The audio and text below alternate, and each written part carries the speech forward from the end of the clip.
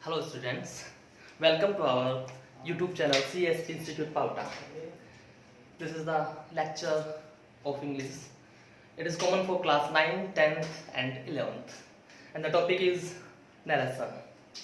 So first of all, सबसे पहले हम ये चीज समझते हैं कि नरेशन होता क्या है। नरेशन का अगर मैं शाब्दिक अर्थ देखूं तो शाब्दिक अर्थ इसका होता है कहना। इसका शाब्दिक अर्थ होता है कहना। और एक प्रकार से शॉर्ट में थोड़ा सा बताना चाहूं तो इसकी जो उत्पत्ति है वो वर्ड है आपका नरेट। नरेशन मीन्स कथन हो गया, नरेशन मीन्स हो गया कथन, और यहाँ नरेट का मतलब होता है कहना, यानी कि टू से या टू स्टेट, ये इसका शाब्दिक अर्थ होता है। अब इसके बाद बात करते हैं इसके पार्ट्स की। तो पार्ट्स की अगर देखें तो जो नरेशन होता है टू टाइप्स का होता है। First one is direct and second one is indirect. Two types. First one is direct speech and second one is indirect speech. नाम से भी पता चल रहा है डायरेक्ट और इनडायरेक्ट। डायरेक्टली अगर बात करें तो इसका मतलब होता है प्रत्यक्ष, यानी कि कोई भी चीज, जैसे मानिए कहने वाला क्या कर रहा है कि जैसा उसने, कोई भी ऑडियंस है सुनता है तो स्पीकर की जो बातें हैं यानी कहने वाला है उसकी बात को ऐसा का ऐसा आपके सामने प्रस्तुत कर रहा है, जैसा है वैसा सुना है वैसा का वैसा प्रस्तुत कर दिया। और इसमें क्या होता है, अपने वर्ड्स में कहने वाला अपने वर्ड्स में इसको चेंज करके कहता है, तो ये इनडायरेक्ट हो जाता है। ठीक है, इसके बाद में बात करते हैं, आगे बढ़ते हैं थोड़ा सा।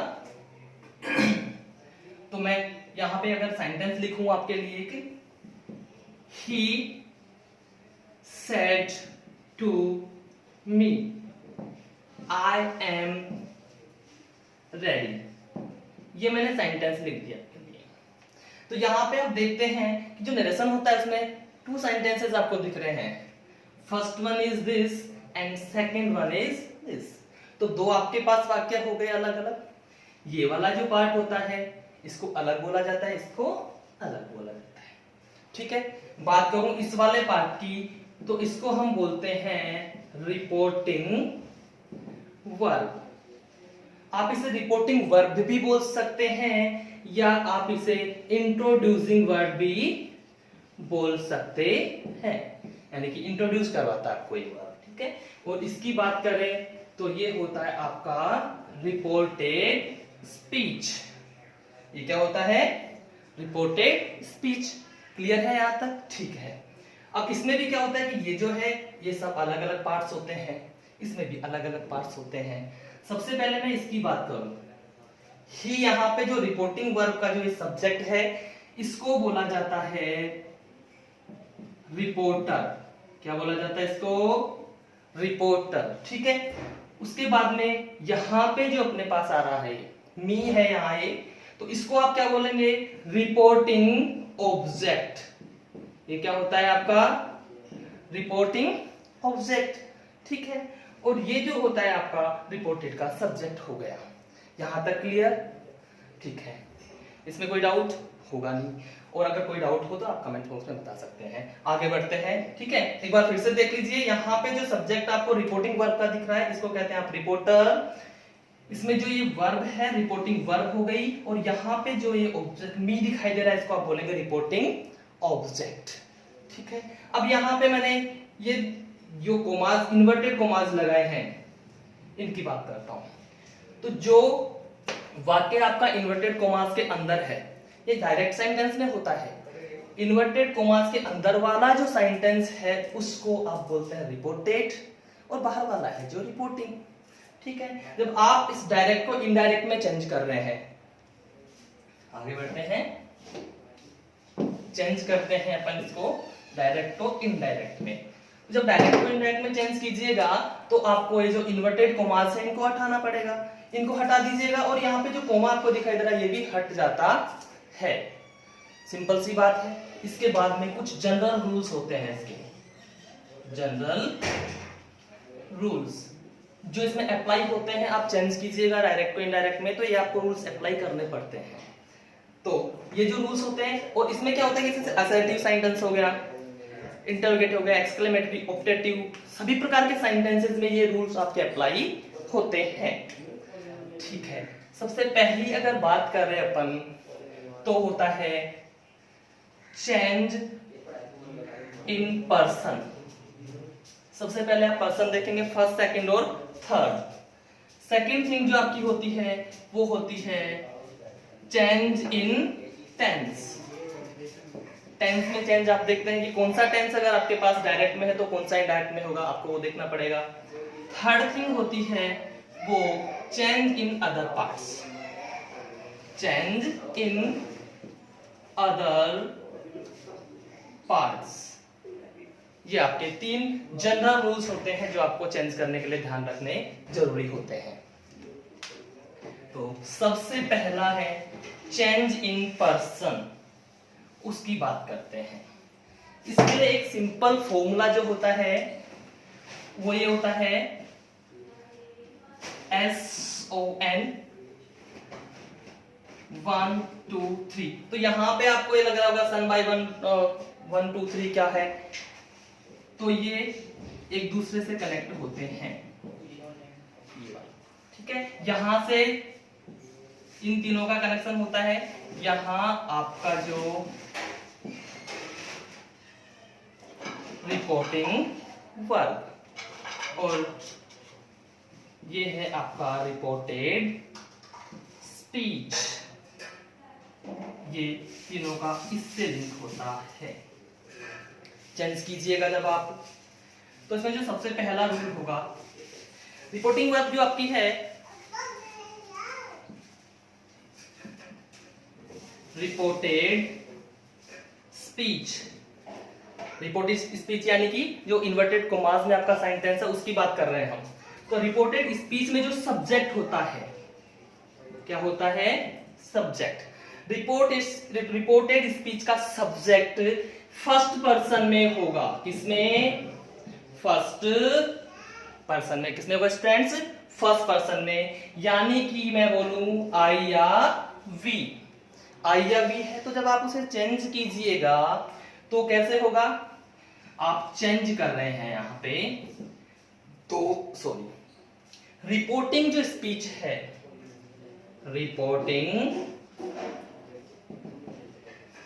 स्पीच के सब्जेक्ट, रिपोर्टिंग स्पीच के सब्जेक्ट के नंबर, पर्सन या केस। यानी कि जब आपका रिपोर्टेड स्पीच है उसका सब्जेक्ट फर्स्ट पर्सन है यानी कि आई या वी है, तो आपने क्या करना है, रिपोर्टिंग स्पीच का जो सब्जेक्ट है उसके हिसाब से इसको चेंज करना है। एग्जाम्पल के लिए जैसे मैं यहां पे आपको समझाऊं, एग्जाम्पल देके इधर मैं लिखता हूं आपके लिए, he said I am playing। मैंने यहां पे लिखा he said I am playing।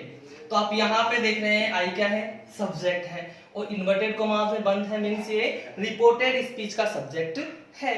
तो और यहां पे आपको देखना क्या है, फिर रिपोर्टिंग का जो सब्जेक्ट है वो ही है। ठीक है, तो यहाँ पे जो I है इसके अकॉर्डिंग चेंज होगा, अब अपन ने चेंज करना है इसको। तो अब सेड है, इसके बाद में ऑब्जेक्ट नहीं है, इसलिए सेड को चेंज नहीं कीजिएगा। तो मैं यहां पे लिखता हूं he said that he was playing, he was playing। तो आपने यहां पे जो ये ही किया है, किसको चेंज किया है, आई को चेंज किया है। अब आई जो है आपका फर्स्ट पर्सन था, तो जब फर्स्ट पर्सन था तो इसको चेंज किसके हिसाब से करते हैं, रिपोर्टिंग स्पीच के सब्जेक्ट के हिसाब से। तो यहाँ पे कि फर्स्ट से किसमें आ गया, थर्ड पर्सन, ऐसा का ऐसा हो गया। क्लियर। नेक्स्ट देखते हैं, ये फर्स्ट था, सेकंड देखते हैं इसके हिसाब से, सन बटा 1 बटा 1 2 3 इसके हिसाब से। तो सेकेंड थिंग जो होती है आपकी, रिपोर्टेड स्पीच का जो सब्जेक्ट है वो सेकंड पर्सन हो, यानी कि यू। सेकंड पर्सन क्या होता है? यू। ध्यान दीजिएगा, रिपोर्टेड स्पीच का सब्जेक्ट, और सब्जेक्ट क्या होगा? सेकंड पर्सन, यानी कि यू, यानी कि यू। तो जब आप इसे चेंज करेंगे इनडायरेक्ट में तो क्या देखेंगे आप? Reporting verb. रिपोर्टिंग वर्ब का क्या? ऑब्जेक्ट। रिपोर्टिंग वर्ब के ऑब्जेक्ट के अनुसार आप इसे चेंज कीजिएगा।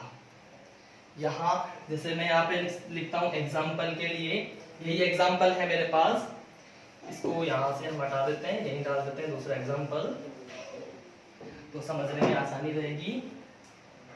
सी सेड, सी सेड यू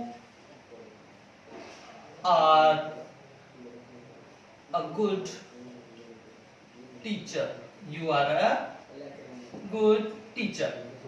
यहां पे ये हो गया आपका, तो यहां देखिए यू आ रहा है यहां पे, ठीक है।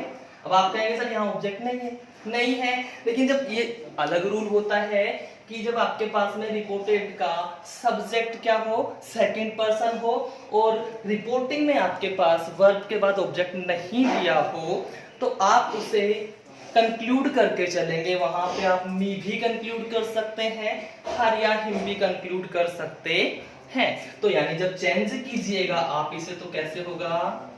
सी सेड, एक तो ये हो जाएगा सी सेड दैट। अब ये यू है, यहाँ पे सब ऑब्जेक्ट नहीं है अपने पास, चलिए अपन ऑब्जेक्ट मान ही लेते हैं, मी मान लिया मैंने यहाँ पे। सी टोल्ड मी, यहाँ नहीं, अपन ने माना है, लेकिन जब यहाँ पे मी मान रहे हैं तो यहाँ क्या है? ये सब्जेक्ट है, और ये यहाँ पे क्या है? ऑब्जेक्ट। मैंने वही लिखा है सेकंड पर्सन यू, यहाँ पे ये रहा आपका सब्जेक्ट, सेकंड पर्सन है। ऑब्जेक्ट सर, ये आपका ऑब्जेक्ट जो अपन ने यहाँ नहीं माना था, यहाँ ये ऑब्जेक्ट हो गया। तो सी टोल्ड मी दैट, अब ये यू किसके अकॉर्डिंग चेंज होगा? इसके अकॉर्डिंग। ये क्या है? मी, फर्स्ट पर्सन है, ऑब्जेक्ट है, लेकिन यहाँ सब्जेक्ट है, तो यहाँ पे क्या आएगा? ये सब्जेक्ट आएगा। तो I was a good teacher, ये लीजिए सर आपकी दो चीजें क्लियर हो गई।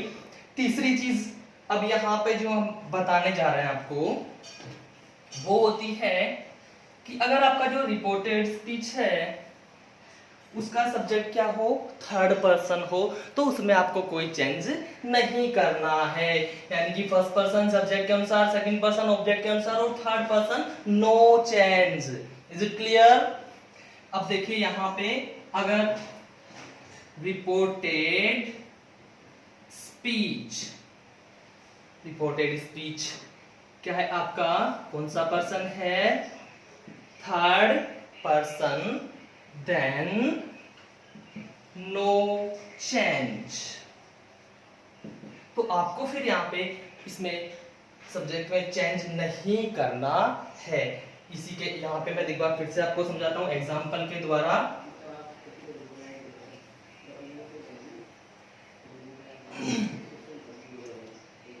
राम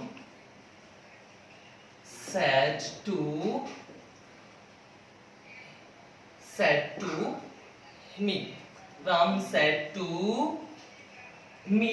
अब मैं यहां पे क्या करता हूं? थर्ड पर्सन का यूज करता हूं यहां पे। she was an intelligent student। Sir मैंने क्या लिखा है यहाँ पे? she was an intelligent student।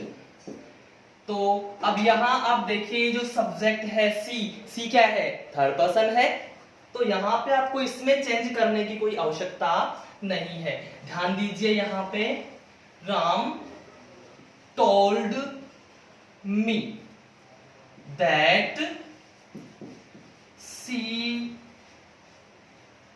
was an intelligent student. Clear है स्टूडेंट्स यहां तक? ठीक है।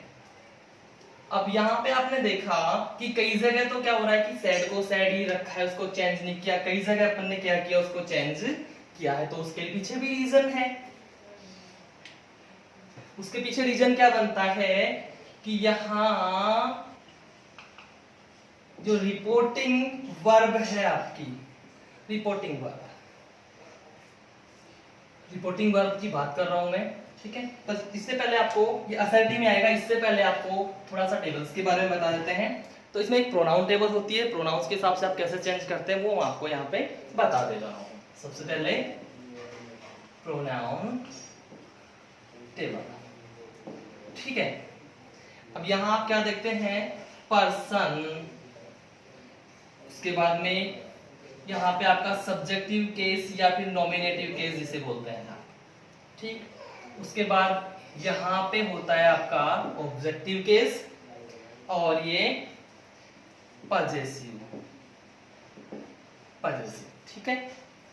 पजेसिव के हिसाब से, और एक और होता है रिफ्लेक्सिव जिसे बोलते हैं, जो मोस्टली आपके काम बहुत ही कम आता है। तो ये टेबल आपकी, यहाँ आप देखिएगा फर्स्ट पर्सन। सबसे पहले अपन बात करते हैं फर्स्ट पर्सन की। तो फर्स्ट पर्सन में यहाँ पे आई हो गया, आई है, सब्जेक्टिव केस है, तो ऑब्जेक्ट क्या होता है इसका, मी होता है।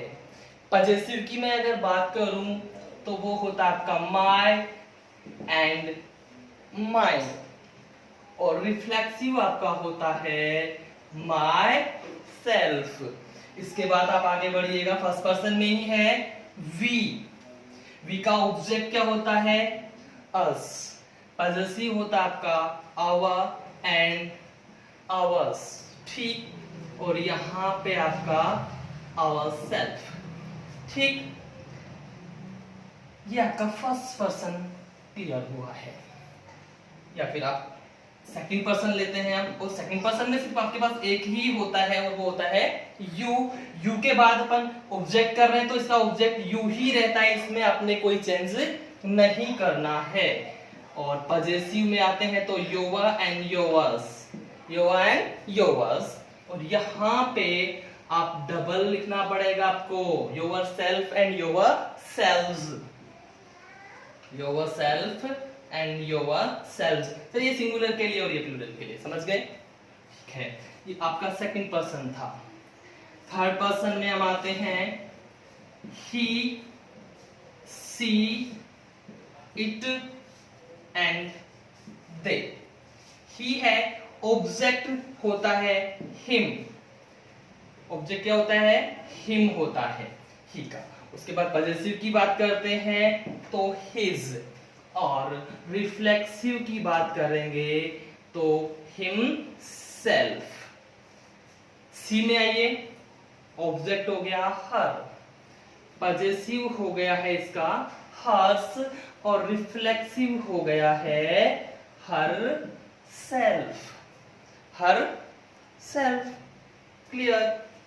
इट का ऑब्जेक्ट इट ही रहता है, और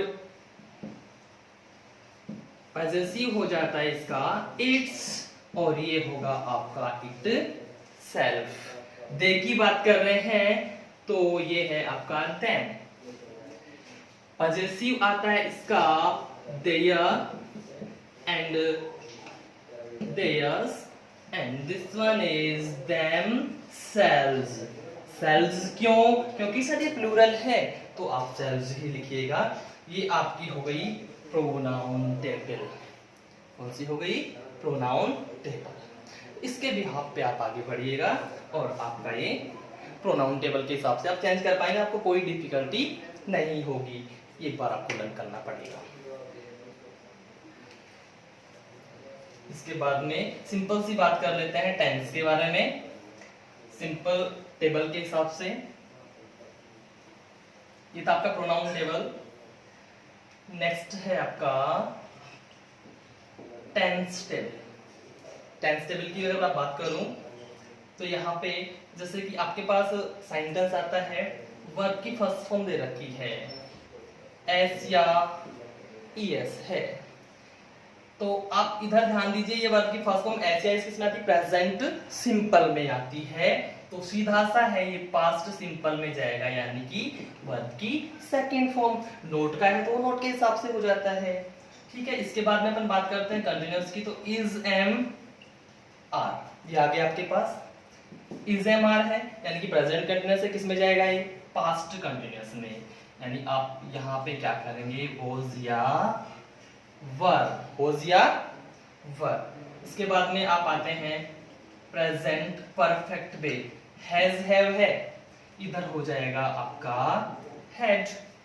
ठीक है, तो यानी कि प्रेजेंट की मैं बात कर रहा हूं तो पूरा प्रेजेंट आपका किस में जा रहा है? पास्ट में जा रहा है। लेकिन सिंपल है तो सिंपल में ही है, कंटिन्यूअस है तो कंटिन्यूअस में ही हो रहा है, वो चेंज नहीं होगा। बट प्रेजेंट है वो पास्ट में चला जा रहा है। अब यहां आप बात करिएगा has have plus been, has have plus been यानी कि प्रेजेंट परफेक्ट कंटिन्यूअस। आप इसे चेंज कीजिएगा तो ये होता है आपका हैड बीन यानी कि पास्ट परफेक्ट कंटिन्यूअस। तो प्रेजेंट पूरा गया है पास्ट में। अब मैं पास्ट की बात करता हूं, तो आप ये मत सोचिएगा कि सर प्रेजेंट पास्ट में गया तो पास्ट पूरा फ्यूचर में, जी नहीं जाएगा। यहां पे क्या होगा? पास्ट सिंपल की बात करूं, वर्ब की सेकंड फॉर्म होती है या वर्ब की फर्स्ट फॉर्म प्लस डिड होता है। तो यहां पास्ट का जो फर्स्ट होता है वो थर्ड में जाता है और सेकंड होता है वो फोर्थ में जाता है। तो ये फर्स्ट है, थर्ड में जाएगा मतलब पास्ट परफेक्ट में जाएगा, यानी कि यहाँ पे हेड हो जाएगा सर। हेड और हेड के साथ थर्ड फॉर्म आती है। ठीक, इसके बाद में अपन बात करते हैं इसकी वॉज वर। ठीक, ये आपका वॉज वर आ जाता है यानी कि पास्ट कंटिन्यूअस आ गया। तो यहां पे क्या हो जाएगा? Had plus been. अच्छा, अब पास्ट परफेक्ट और परफेक्ट कंटिन्यूअस रह गया। अब आप कहेंगे सर ये किस में जाएगा? सर इनमें कोई चेंज नहीं करना है, इनमें आप कोई चेंज नहीं कीजिएगा। ठीक है, उसके बाद फ्यूचर सिंपल की बात करता हूं मैं। तो फ्यूचर सिंपल में आता है आपका will shall plus V first. तो किस में जाएगा? फ्यूचर कंटिन्यूअस में जाएगा। ठीक है, विल बी लग जाएगा ना, will plus shall plus be हो गया। या आप इसको इस प्रकार से भी ले सकते हैं, आप इनको मॉडल्स माने तो भी मॉडल के साथ में बी लगता है। क्लियर है? तो इस प्रकार से आप टेंस टेबल को कंक्लूड कर सकते हैं। यहां पे मैं मॉडल्स की बात करूं, कैन आ गया आपका, कैन कुड में हो जाता है, में कैन कुड में हो गया, सीधा लिख देते हैं एक बार इनको, कैन में सेल विल और मस्ट। ध्यान दीजिए, कैन है आपका हो गया है कुड में है आपका हो जाता है माइट में, सेल शुड पर मोस्टली वुड में, और विल आपका वुड में चेंज हो गया है। मस्ट जो होता है ये तीन प्रकार से चेंज होता है। मैं यहाँ पे मस्ट की बात करूं आपके लिए, तो मस्ट को अलग अलग तीन प्रकार से चेंज किया जाता है। कुछ जगह तो ये अनचेंज यानी कि मस्ट मस्ट ही रहता है, इसमें आप कोई चेंज नहीं करते हैं। कुछ जगह क्या होता है, ये आपका हैड प्लस टू हो जाता है, कुछ जगह हैड टू, और कुछ जगह होता है आपका ये वुड हैव टू। अब सर इन तीनों में भी आपको डिफरेंस तो पता होना चाहिए और डिफरेंस आपको बताया जाएगा। मस्ट की अगर मैं बात करूं तो कोई भी मतलब ओब्लिगेशन आपको दिया जा रहा, परमिशन करनी है, आदेश किया जा रहा है, तो उसके लिए आप ये मस्ट को मस्ट ही रखेंगे। लेकिन अगर आपको प्रेजेंट की कोई नेसेसिटी दे दी जा रही है, वर्तमान समय की अनिवार्यता बता रहे हैं, तो उसके लिए आपको क्या करना पड़ेगा?